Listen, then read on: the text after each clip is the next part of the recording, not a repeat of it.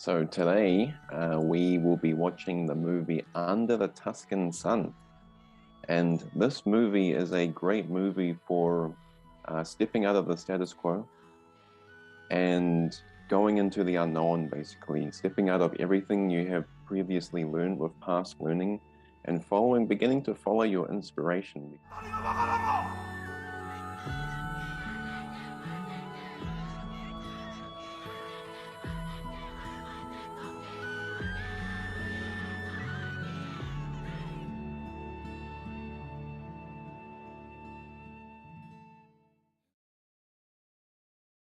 She basically has no clue what she's doing.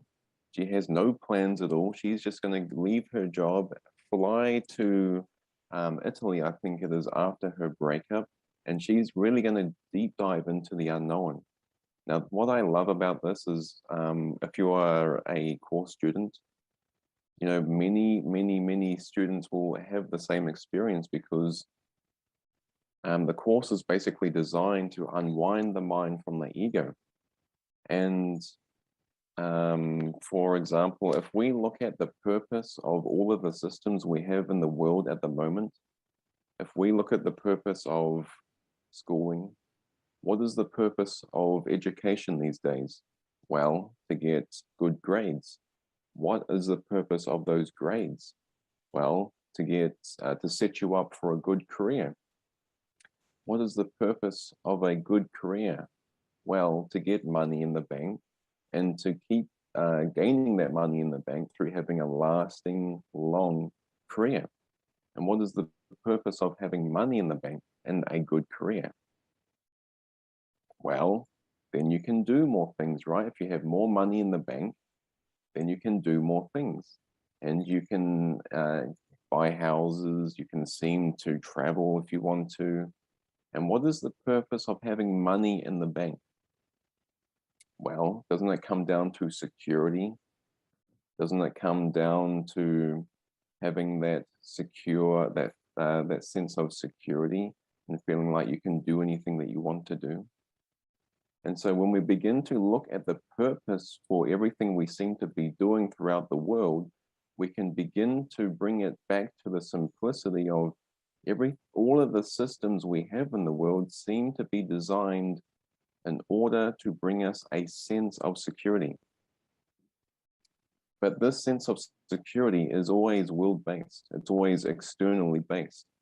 And so whenever we lose money in the bank, whenever we lose a house, seemingly, the security seems like it's been taken away. And it seems like we are being attacked and we are being threatened. Our sense of security is being threatened. And so as we know, the purpose of the course is to bring us into another way of viewing things, to allow one to open up to a different purpose. And the ego's purpose is always external based, getting approval externally, getting security externally, meeting survival needs through jobs externally. But what the course is saying, what the spirit is saying, and what your intuition is really pulling you to is we are always looking in the wrong direction. The intuition is saying, beloved, are you happy? Are you extremely happy with what you're doing in the world? And we can say, no. Do jobs ever bring us lasting happiness? Not really. Do money in the bank bring us lasting happiness? Not really. Does fame bring us lasting happiness? Not really. And so we can begin to see that everything we seem to do in the world, we seem to be doing because we believe it's going to bring us happiness, because we believe it's going to bring us security. But once we reach that goal, does it always satisfy us? And so in my life, I began to see this very clearly. Every time there was a carrot, the ego would hold out like a little carrot in my mind and be like, oh, reach for this. And then I would reach for the carrot and then the carrot would move again. And then the ego would go, reach for it again. And I would keep reaching after the carrot and I would start to see what the heck is going on here. I seem to be achieving these goals that seem to provide security and happiness, but I don't feel very happy. I don't feel very secure. And so what our intuition is basically saying through the workbook and through the text is We need to begin to shift our attention off of perception back internally. We need to look for our security within. And so the ego's purpose is always about trying to rearrange the chairs of the Titanic. Now the Titanic is going down. So it doesn't really matter whether you rearrange the chairs of the Titanic, because the Titanic's going down anyway. And so the ego's purpose is always for reaching external means to get the security, happiness, and peace and fulfillment out in the world. But the other purpose that we are opening up to now is that we are beginning to turn within. We are beginning to look to God and going, wow, none of this has actually brought me lasting peace, because here I am, 40 years of age, 50 years of age, 60 years of age. I've lived my entire life and I'm still not happy. What's going on? And so we have this beautiful opportunity now to actually be like, wow, for us here in the group, we're still pretty young seemingly on the timeline. And so we have this sweet and beautiful opportunity to begin to move within during our own experience right now and be like, wow, maybe I have just been looking in the wrong direction. Maybe the jobs that I thought were going to bring me security, maybe the relationships that I thought were going to bring me love, won't actually work. And I can know this based on my past learning. And so now I have this beautiful opportunity of going within now and unwinding from the ego in order to bring about a true sense of security, which will never change.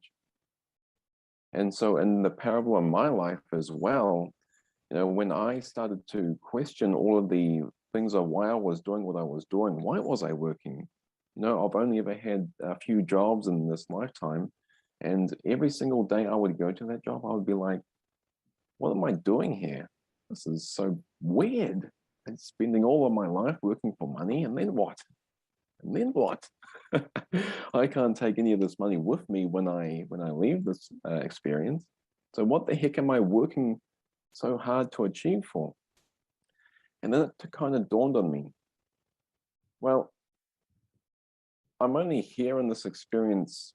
I don't really know how long I'm going to be in this experience. So shouldn't I be, like working towards something that will stay with me forever? Shouldn't I be working towards my peace of mind? Shouldn't I be working towards my consistent happiness? And so this was the beginning of me starting to question what was actually valuable for me to actually begin to put my attention towards.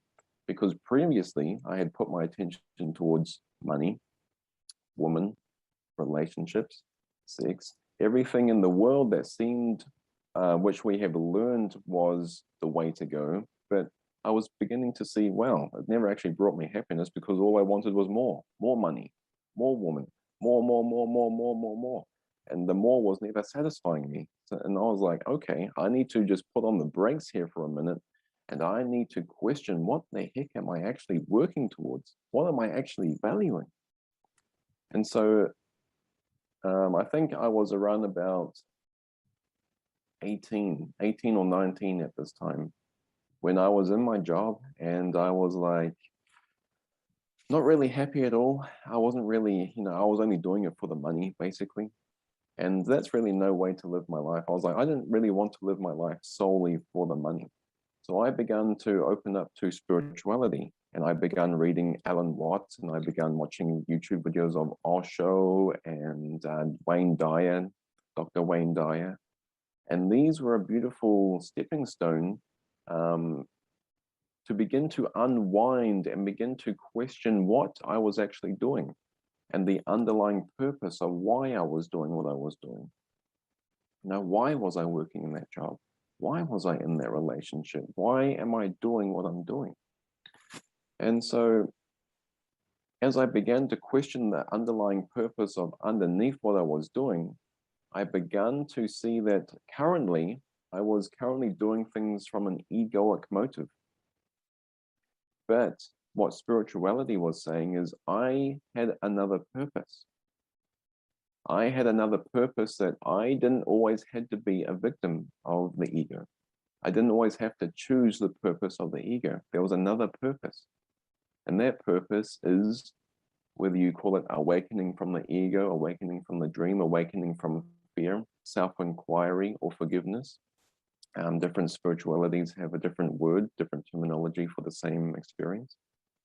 So I began to be like, wow, that actually feels really good with me, unwinding from the ego and releasing fear. I want to put my attention towards that, because if I put my attention towards that, I know from the teachers that were telling to me on the YouTube videos that this is going to bring consistent happiness, that this is going to unwind myself from all of the roller coaster of emotions in order to experience a stable and consistent experience of the world. And so I was like, yeah, I can put my attention towards that. And so this was my beginning point for basically stepping out of the worldly jobs, stepping out of all of the worldly parties and so on and so forth that we seem to do. And in my experience, I was guided to fly to Mexico.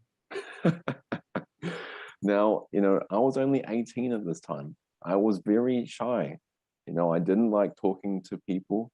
I had, basically whenever I started talking, I would kind of trip over my words at this time, and it just became like this whole mess. So I wasn't very confident in my speech and talking with people. And I really didn't like traveling either. I had never really traveled out of Australia and New Zealand, basically. So to go to Mexico was way out of my comfort zone. And so even though I tried to resist that inspiration to go to Mexico, it kind of felt like I was on a cliff and I was being pushed off a cliff, and I was like trying to hold back. And I was like, man, I just can't hold back anymore. So I left my job. At this time, I was staying at my parents', and I had to work up the courage to tell my parents, I'm going to Mexico. And you can kind of guess their reaction. Oh my gosh, drug cartels. Oh my God, you're going to die. And so you can kind of, I was getting these sweet and beautiful reflections back of my own doubt thoughts, basically. I wasn't very clear on what I was going to look like, and I wasn't very clear on my own identity as well. And so I was getting back these doubt thoughts, and I was like, okay, kind of freaking me out a little bit, but I'm still going to go anyway. And so here I am. By this time, I had found the course. I had come across A Course in Miracles, and I was applying the workbook lessons as I had read the text as well. And so by the time I actually booked my ticket and was going to fly to David's community in Mexico, La Casa de Milagros, I was basically kind of beginning the spiritual work, shall we say. And so I basically left my job.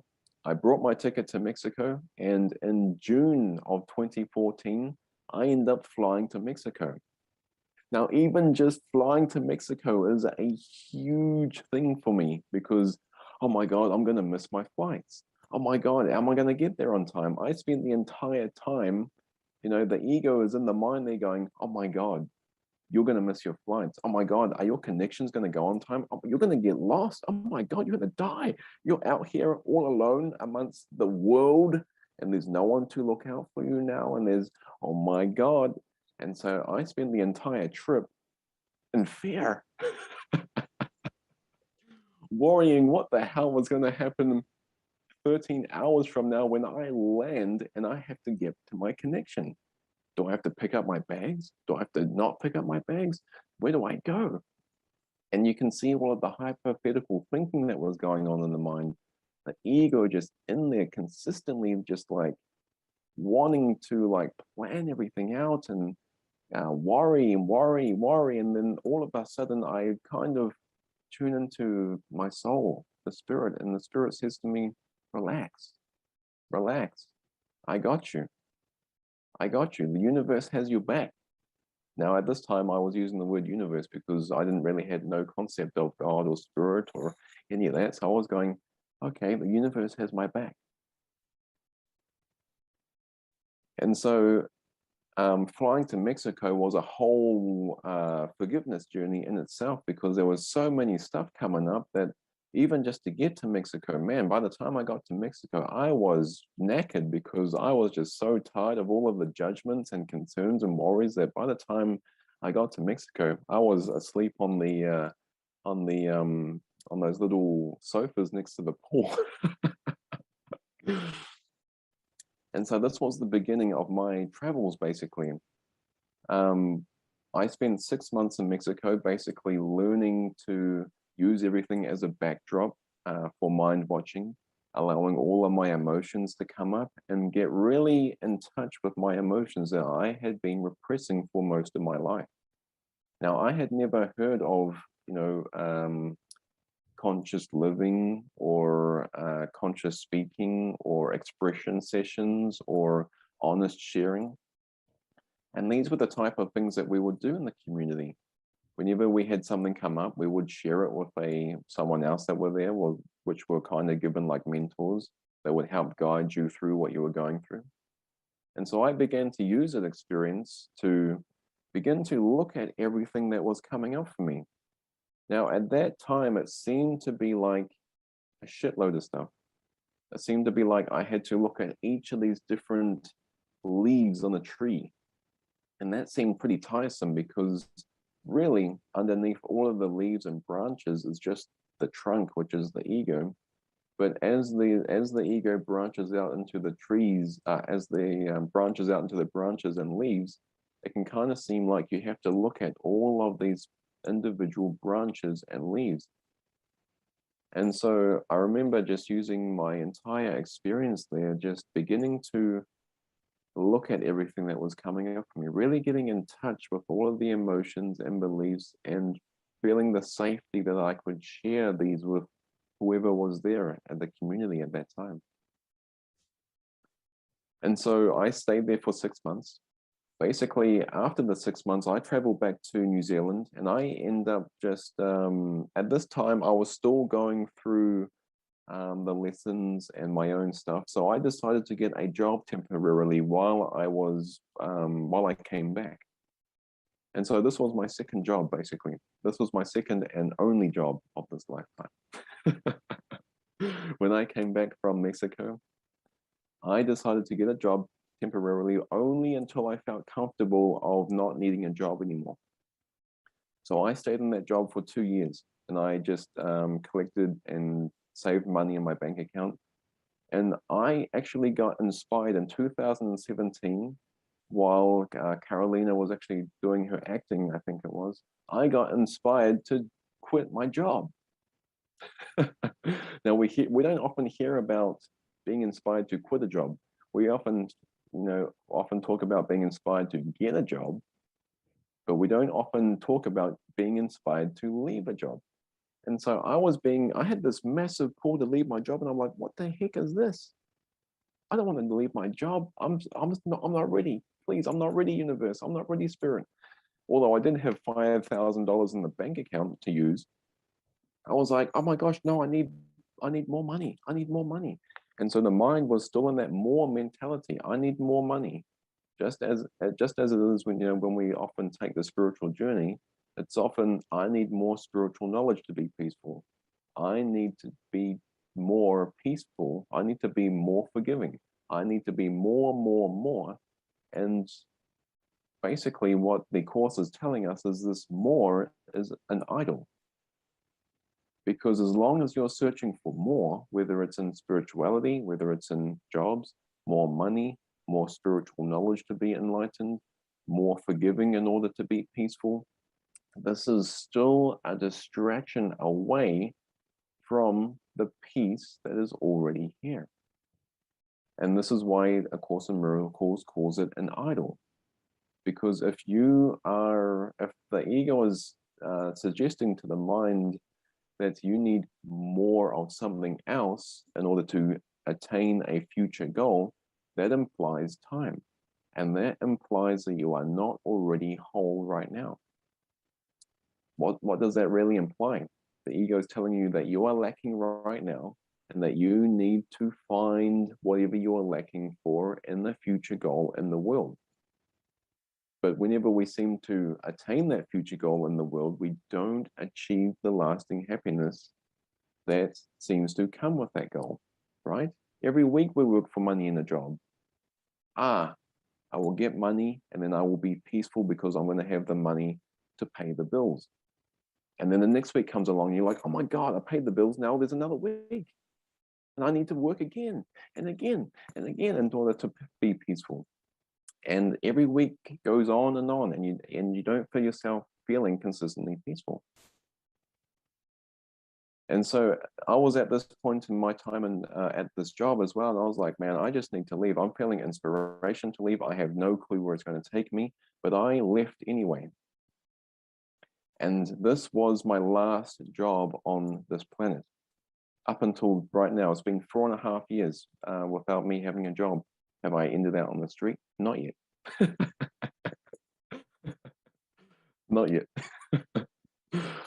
And so that's what we're going to be talking about tonight. And this is why this movie is such a beautiful example to give you a visual parable of the care that's underneath you stepping out into the unknown. Because as soon as you step out into the unknown, life providence steps in. Now, life's providence or divine providence has always been there. The only thing that has covered over this experience is the ego's belief of lack. And all of the ego's beliefs which come into the mind that have been learned throughout education, throughout past learning. And all of this education and past learning seem to cover over this natural experience of divine providence or life's providence. And so now we believe that we need a job in order to survive. We have totally forgotten about the mystics prior that didn't even have a job. And they lived, very simple lives. They lived very happy lives. Did Jesus have a job when he went out walking for the last 3 years of his ministry? No. Mother Teresa, did she have a job while she was during her calling of feeding the orphans in the street? No. Everything was just added to her. Everything was just added on top of Jesus because he was following his purpose. And this was the same for me when I stepped out of my job. Now I had $5,000 in the bank account.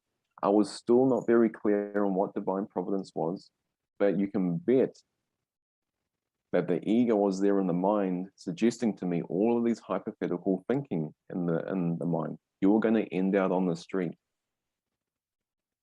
And so this is all of the darkness that I had to really get in touch with in order to look at. And I use the levels of mind inquiry, or I use the Byron Katie, the work inquiry, every single moment an upset came up. Every single time the ego came up and I noticed an unloving feeling in my stomach, fear, anxiety, I would go straight to an inquiry worksheet. And I would get very clear on what the hell was happening in order to set up this upset. And so I would begin to use these lack of experience to basically unwind my mind from what the mind was believing and thinking in that moment of upset. And what I noticed was the more I did the worksheets, the shorter the mind was in the experience of upset. When I first left my job, the upset would basically last for a week. It wouldn't go away, basically. Then it became shorter, a week, a day, an hour, a minute, until I could do the levels of mind or worksheet in my mind instantaneously, and I could just shift like that, very, very instantaneously. And so this is the benefits of having a tool or a seeming practice initially on the spiritual journey. We call this mind training in A Course in Miracles. And there are often worksheets by, David Hoffmeister, who has the levels of mind worksheet, or Spiri that we have now, which is the digital version of the levels of mind worksheet. And through going through these worksheets, we can get very clear on what is actually going on in the mind. Because in order to come to a true sense of security that is not based on the form, in order to come to a true sense and experience of love and peace that is not based on the form, one has to first get clear on all of the beliefs and all of the thoughts that are being misidentified with on the level of the mind. Because this is where true security is going to come in. Once all of these thoughts and beliefs are washed away from the mind, no matter what is happening in the form, whether I have money or don't have money, my peace is still going to be there. And so this is what really happened in my experience as well. And if you need a sign that says, yes, go ahead with this, I'm here telling you right now that you are completely safe, that you are completely worthy of going through this experience to experience the peace and love and joy of your true being. And so we will come back to this more towards when we are watching that unveil in the movie.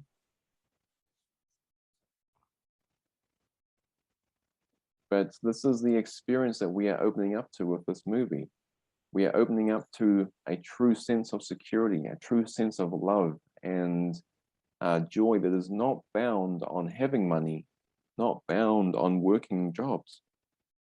Whether you have a job or don't have a job, whether you have money or don't have money, you will still have your peace of mind because we are putting our value onto something that will last forever rather than the temporary. And we all know if you place your focus and value on the temporary and that temporary thing moves away, your peace is going to fade away with it. And so we are really retraining our mind to place our focus and attention on the eternal, our peace of mind, our true being, our consistent happiness that will always be there with us. When the form even fades away, the disappearance of the universe, all the form will fade away. Just like a nighttime dream will fade away, but you'll still have your peace and love because you are placing your focus on the eternal, on who you truly are. And this is why all of the angels celebrate, because you are coming back to the experience of who you truly are, and that will be with you forever. This is a holy purpose. And so, you know, all of us that are on this journey, you know, this is no small gift, peace of mind. Peace of mind, unconditional love are no small gift.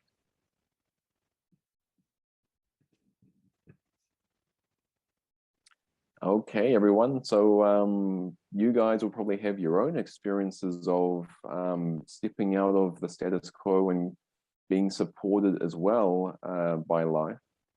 Did you guys have anything you wanted to share in terms of your own experience before we move into the movie?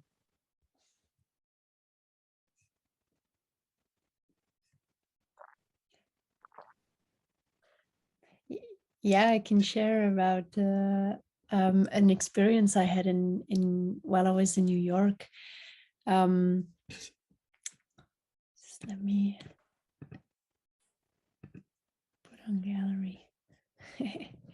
Yeah, this was really I had actually just come on across the course, maybe like a couple months or so, and so I just started praying and opening up to that you could actually ask something and ask for guidance or ask for help, but it was still, yeah, there was really not much trust that would actually happen, but somehow I thought I can try it out here, and this was really amazing because there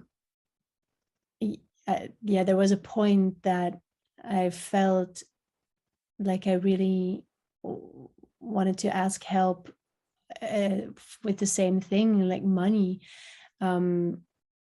Okay, I basically just said, okay, I don't know if you're out there, but can you help me and make it really obvious, and yeah, so that I actually went very specific. I asked if I could be helped to receive money for food, so I didn't actually have to pay for food anymore.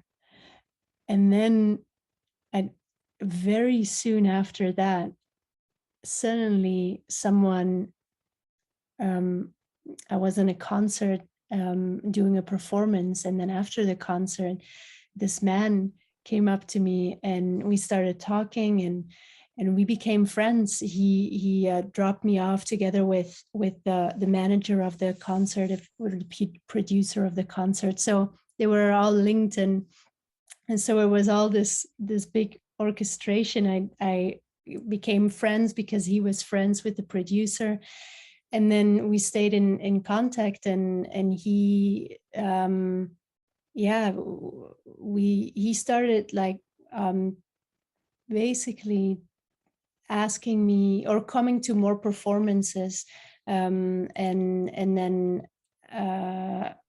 asking me like, do you want to go to theaters, watch theater with him? And it just was all very, very sweet and very fun and light. And so I started going to theaters with him, watch shows, and I didn't really have the money since I was still paying off my student loans, and I didn't have the money actually to go into theaters, watch shows, which I was doing as a career, and I love shows, but I couldn't go. And then he started taking me and paying for the shows, and then also taking me to dinner before or after, and then he was just like suddenly like a dad that came in, and being like a dad to me, it's like he just had this strong prompt or something that he had to in some way take care of me, and there was nothing else. There was just this like totally giving coming from him, like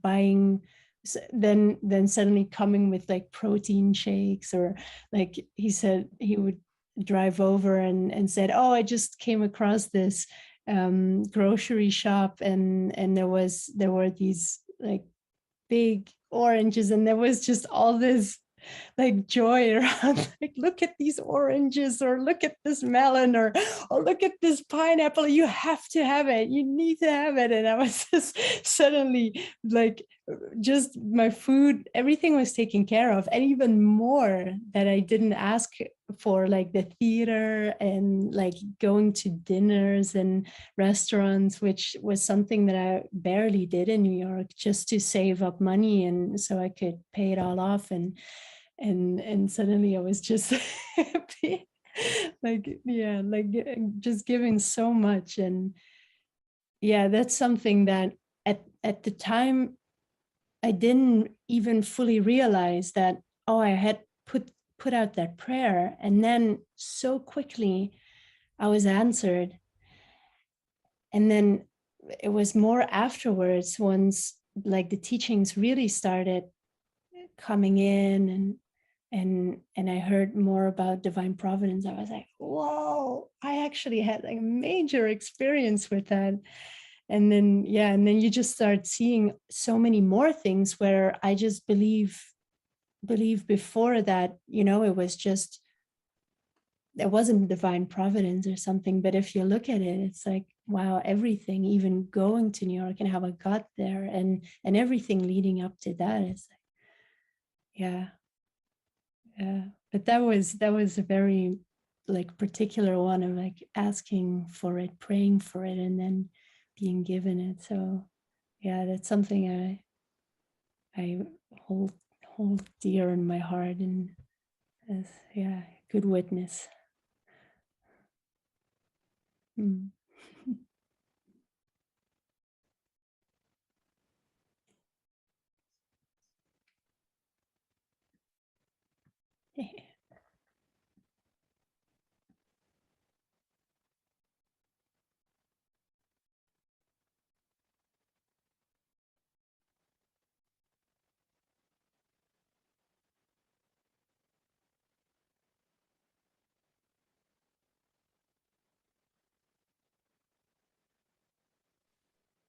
It's very beautiful because I like how you said it, you know, it was like this father coming to you, and I was like, yeah, that's basically what divine providence is, eh? It's just like you're this child, you're like this newborn child, and you have this loving parent, and it's just giving to you, giving, giving, giving.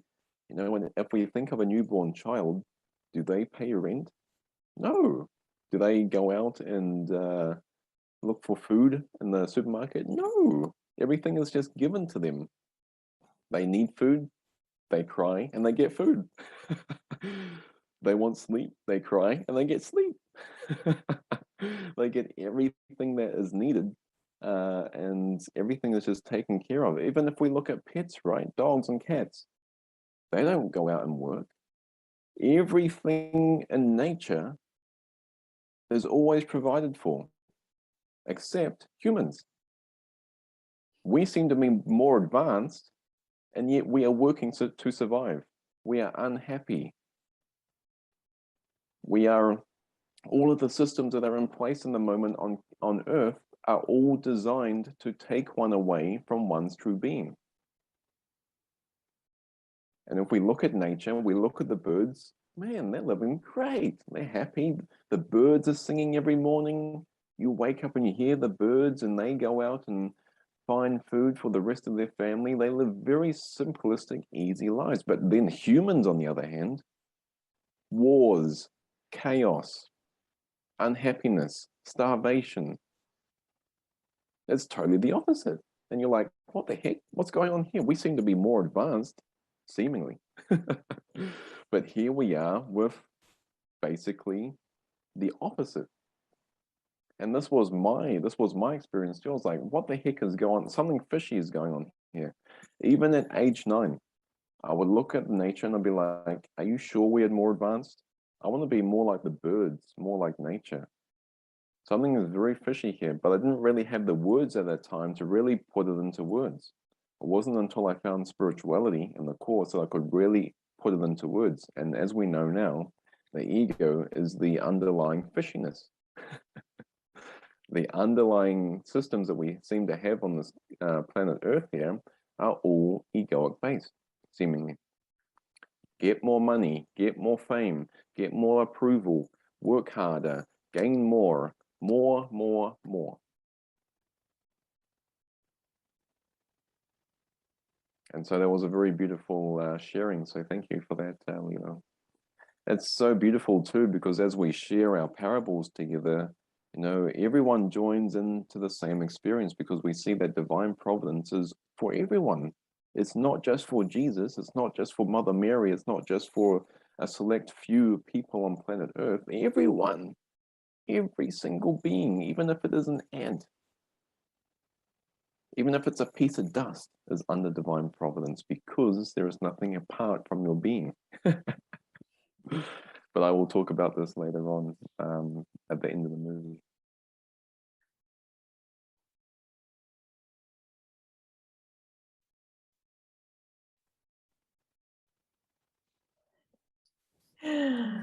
Yeah, it was beautiful. Many, many symbols about letting go, going with the flow. It's not always as you expected. And yeah, there's. Well, you've had a lot of experience traveling, so you would know. Yeah, indeed. Indeed. Yeah, many changes along the way. And it seems that it always ended up for the good, even if at the time does not look like it's quite nice, but then by the end you just realize like, wow, yeah, that was exactly what I needed, or that was exactly what did not happen. So yeah, and lots of trust too, you know, like Yeah. lots of trust.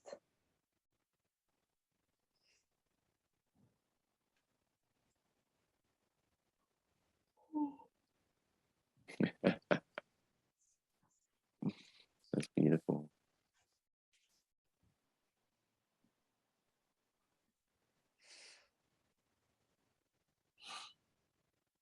childlike innocence. Yeah. I like that was brought it. It was beautiful, wasn't it? Because she couldn't mess it up. Everything was just brought to her. She had all of her wishes fulfilled. And that's how much the Spirit loves us. You know, it's just like we are so loved that we are always receiving the prayer of our heart. Even though we may forget what we prayed for, we're still receiving it. You know, she didn't realize that she had gotten what she was praying for until the guy pointed it out. Yeah, that's true. And this is how divine providence works. You know, instead of striving to achieve, you end up praying to, and it unfolds in your awareness all by itself. There's a huge difference, you know, like striving each week to work and then just, you know, asking the universe, asking in prayer to receive money for the benefit of the whole, and then money comes to you. And this is how it's gone in my parable too. You know, when I left my job, everything I needed showed up. I wasn't working, but every single time I needed food, it would show up. Family members would come to the house and drop pizzas off, or drop food off, drop groceries off. And I'll be like, what the? They knew exactly. And I was like, oh, this must be the Spirit. Now, of course, initially, I had a lot of resistance to that. People would offer their help, and I'll be like, no, I don't need help. But then I would pray to the Spirit, I need help. But then I'll reject it. And Jesus would go to a point where he's like, stop it. It's me. You know, you're asking me for help, but you're denying my help. That's okay, but you need to, you know, just allow it, despite the uncomfortable feelings. I was gonna say that. I was gonna say we have to accept it. Sometimes we don't accept it. Sometimes we don't want it. Like, no, not this way. No, this is not right. It's not supposed to be like that. Yeah, it's beautiful because, you know, in the Course it says, I see only the past. Lesson number 7 is, I see only the past. And that's another way of restating that the script is written. So you can, you know, once I left my job, all I was doing without even knowing it was just relaxing into the script, relaxing into the flow, the intuitive flow of the script, and allowing things to unfold how they unfolded. And it became kind of like a fairy tale. You know, things I needed would just show up without even me working for it, without me striving for it. And I'd be like, this is amazing. And then I started to truly experience the quote that Jesus says, no, seek first the kingdom of heaven and everything else will be added on to you. And this is how practical it is, because if you devote your life to forgiveness and mind training for the purpose of experiencing the true self, who you truly are, then everything you need within the dream, within the world, will be added on to you, because that's how worthy you are. You know, that's how precious you are. That's how royal you are. You know, you are the son of God. I mean, the child of God.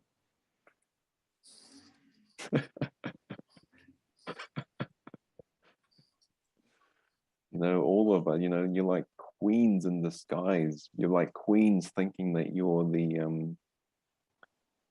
you're like at the bottom of the food chain, when really the Spirit's going, no, you are daughters and children of God.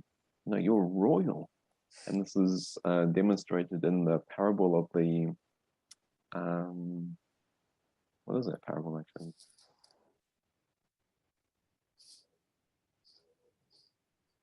When the son leaves the father and he comes back to the father. The prodigal Yeah, son. that's it, the prodigal son. Parable of the prodigal son, you know. He goes out and seems to waste, but when he comes back, his father's like, yeah, let's have a party, let's kill the fatted calf. You know, he's like celebration. And this is the same experience when we return our awareness back to source.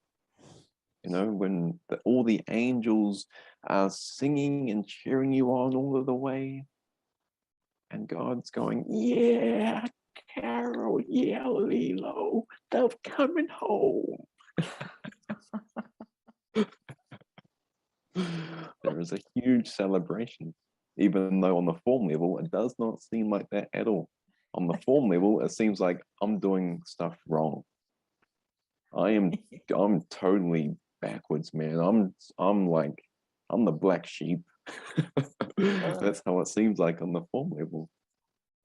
But once we devote our full attention to unwinding the mind from the ego and unwinding the mind from all of these false beliefs and thoughts that have been learned over the years, the experience is like this beautiful garden, and we're entering this beautiful garden, and we're like, whoa, I've never seen a garden like this, and it's got all the colors, it's so vibrant, it's got lots of fruit, it's so abundant, and this is a symbol of who you truly are.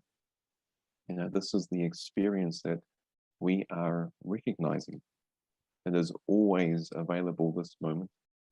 It just seems to be on a timeline, seems to take time in order to experience this experience.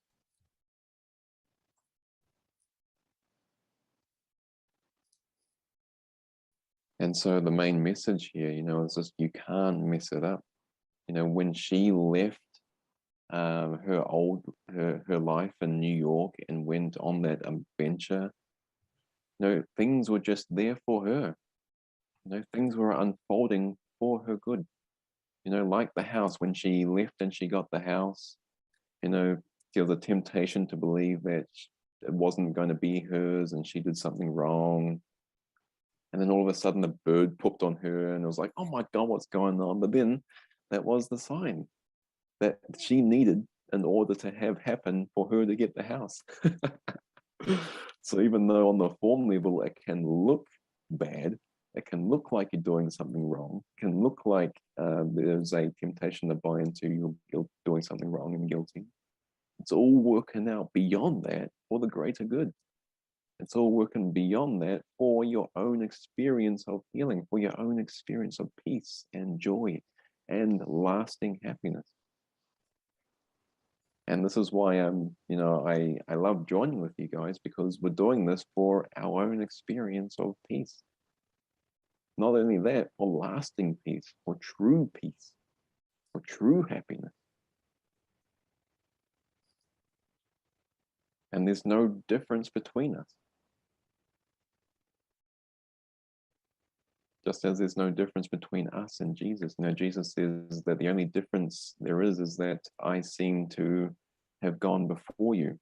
And so I am like an elder brother that you can ask questions. But there is really nothing that is truly different. There is nothing that you cannot experience that I have not experienced.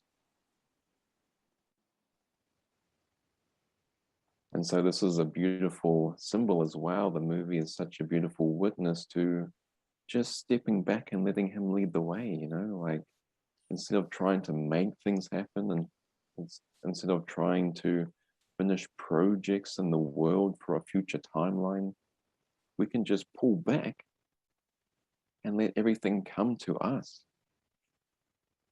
We can pull back and let what is to happen. Just like I never planned meeting any of you guys, but it seemed to happen anyway. And it's such a beautiful experience. And what will never happen will never happen. And it totally takes the striving out of it, because the ego is always in there going, no, striving is the way. There is no pain and there is no gain without any pain. Yeah. Oh my God, this saying is just no pain, no gain. No pain, no gain. Sacrifice, geez. That's it. It's really, really the unwinding of this is something that we can just be very thankful for, just being aware of it, even if it comes sometimes still this pattern, but oh my, I do not want this way anymore, any longer. Yeah, that's it. You know, all of us have that experience of there has to be a better way. And now we are being called into demonstrating that other way. And that's beautiful.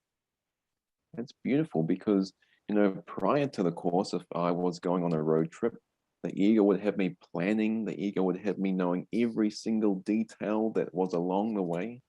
But now I can assure you, if I'm going on a road trip, I have absolutely no clue into anything. And as an example of this, before the worldwide lockdown in 2020, I was traveling. I had no worldly support. I had no clue what the hell I was doing, but I was just traveling, going from one invitation to the next invitation that would come in. And all of a sudden, without me even knowing it, looking back on it, this was a week before worldwide lockdown. I didn't even know there was going to be a lockdown, but I was traveling and I got guided to meet up with my friend who was an hour and a half away from where I currently live. And his name is Will Wilson. And we were talking about setting up a center then, and there was guidance coming through around setting up a center and getting things ready for that.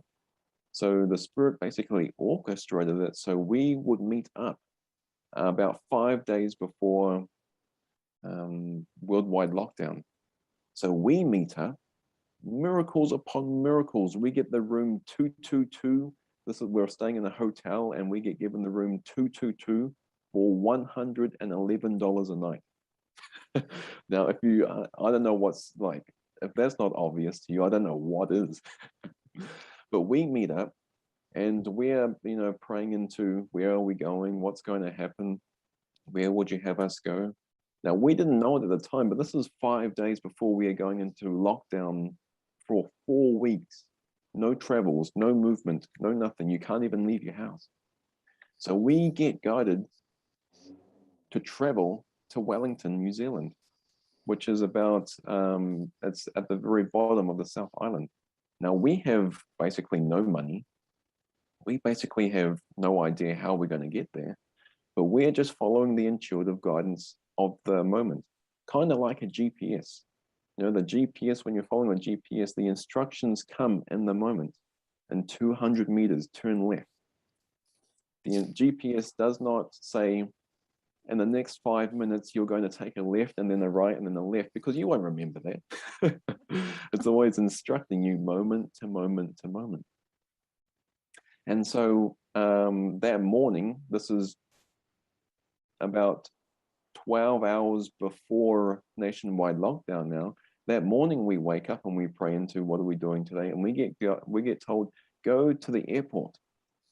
And we travel to the airport. Now, the money we had in our bank account was just enough to get to the bank, just enough to get to the airport. So we travel from the hotel to the airport, and that uses the last of our money. We have no clue how we're going to get to Wellington because we have no money for the tickets. We have no money for food.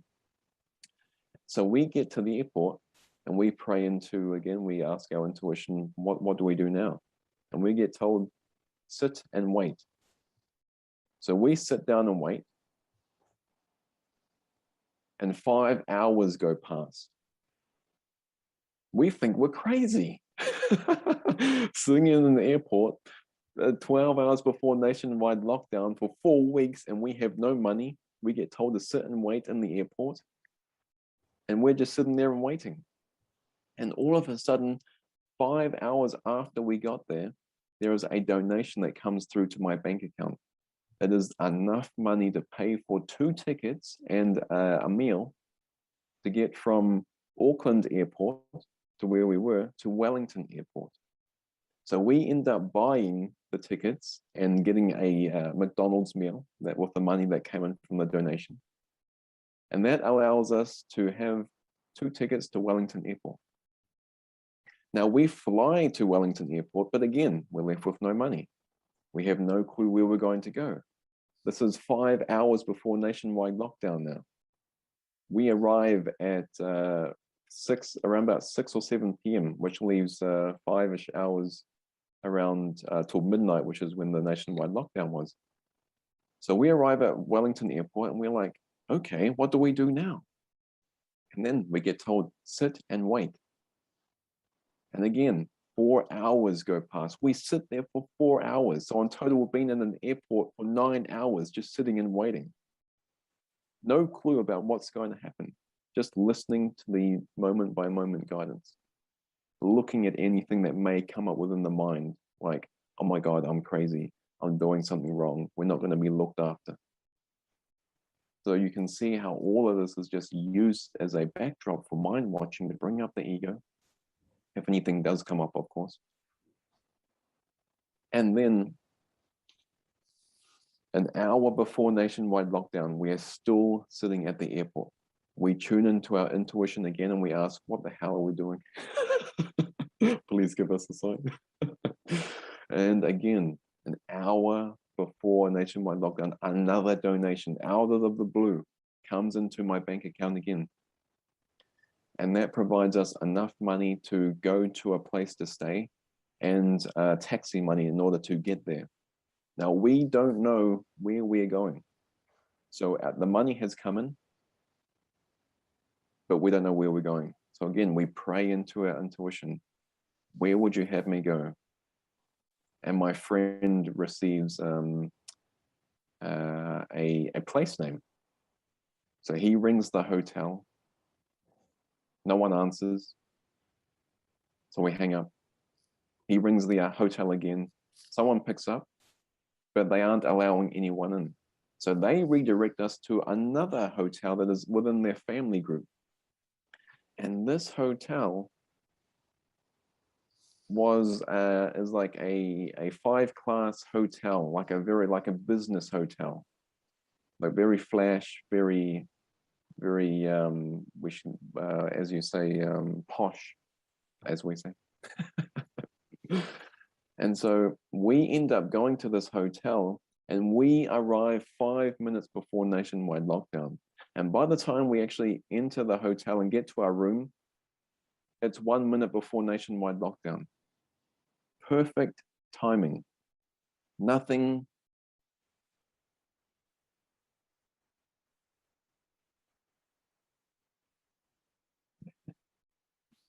Perfect timing. You know, nothing happened sooner than it should have happened. Nothing happened later than it should have happened. Everything happened perfectly for us just to witness this orchestration where we arrived safely at a place to stay for 4 weeks for the entire nationwide lockdown, 5 minutes before nationwide lockdown. And that became a parable for us to share in order to witness and extend the fruits of how safe we were in that moment. We had no money, we had no clue where we were going, but everything worked out for us to receive a place and get there 5 minutes before nationwide lockdown, where we stayed for 4 weeks during that lockdown. And this is a beautiful example of how safe you are, how you can't mess anything up. Now the ego is going to come up and be like, wow, you're not being guided, so on and so forth, you're doing something wrong. But these are just doubt thoughts. The only thing standing between you and peace is just doubt thoughts. And doubt thoughts have no substance. And so this parable here is really just an analogy of how safe you are to relax into the present moment. How you don't need to judge anything anymore. How you don't need to analyze anything anymore. How safe it is just to tune in and listen to your intuition. And how safe it is for you to follow that. And again, as Carolina was saying, trust. Trust, it comes down to trust. Whenever the ego comes up with this doubt thoughts saying that you're in the wrong place, you should be somewhere else, comes down to just trust. No, you can say no, ego. The script is written. If I was meant to be somewhere else, I would be somewhere else. But now that I am here, I trust that I am meant to be here. And I trust that if I'm not meant to be here, the perception will rearrange for me to be somewhere else. And that totally takes the stress out of everything. That takes the fear out of it. And these parables and these Miracle stories are like a permission slip which allow you just to relax into the present moment, to relax into your safety, which is the true security, the true peace that will extend forth from your very being, where before it may have been something that you were trying to achieve in the world. And so this is why I love this movie so much, because all of the mighty companions that she needed showed up.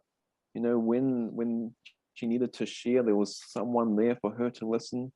She wasn't left by herself. Life loves you so much that you will never be left without what you need in the moment. You will always have what you need each moment. And if you don't need something, how do you know? Well, you know because you won't have it. It'll be that obvious. It'll be that simple. So we are coming back to the simplicity of the moment. But Jesus won't even stop there. He'll be like, okay, that's great. You're relaxing into the perceptual moment now. You're beginning to feel the strength of the trust that's coming through. But your mind is even going to be taken prior to perception, prior to the movie. Just as you're sitting in that movie theater, your mind is going to be taken prior to the images that are on the screen. And this is where the atonement comes in. This is where your perfect sense of peace comes in. This is where your undisturbed joy and love come in, because you will experience yourself prior to the movie. And the analogy of the movie theater, it is the white movie theater screen that is there prior to the images. Although in the Course or in spirituality, this is called light. The great rays, as the Course calls it. Heaven, oneness, which is non-perceptual. But while the mind is misidentified with the ego, love is fed. This light is actually fed, which is why it seems to have a lot of resistance going through the spiritual awakening. You know, the mind isn't resistant to following the guidance. The mind is resistant to where it's going, and that is God. That is love. That is peace. You know, people often tell me, I don't know where this is going. I am afraid of where this is going. That's really just the ego's fear of where this is going, because it doesn't exist. It knows it doesn't exist. And that's why it's afraid of where it's going, because it knows that it's going to be out of business. So where is this going? To unshakable peace, undisturbed joy. Imagine waking up and just loving everyone, no matter what they're doing. They could come to you, they could break up with you, and you'll be like, great, I'll help you pack the bags, man. I love you so much. This is where we are going. There's this beautiful experience of the kingdom within.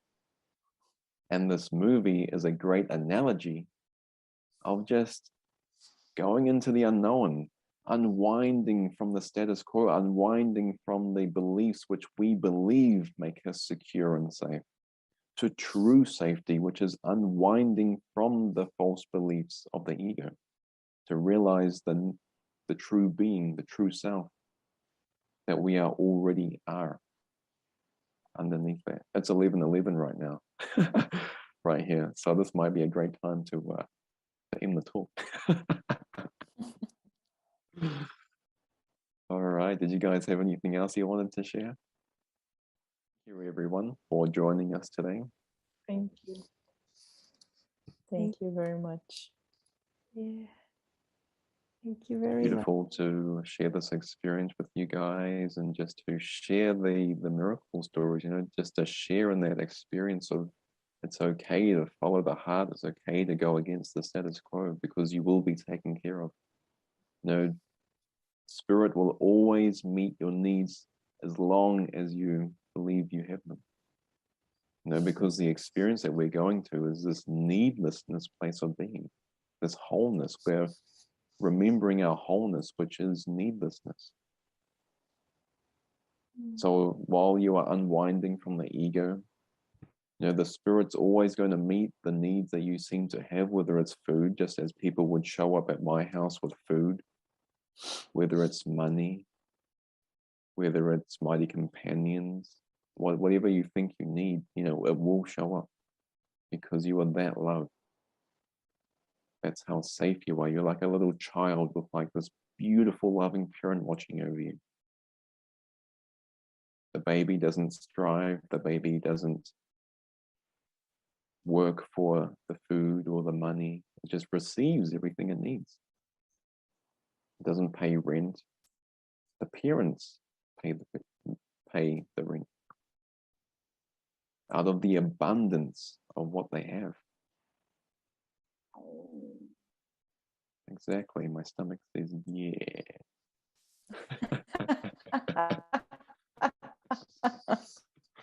Yeah.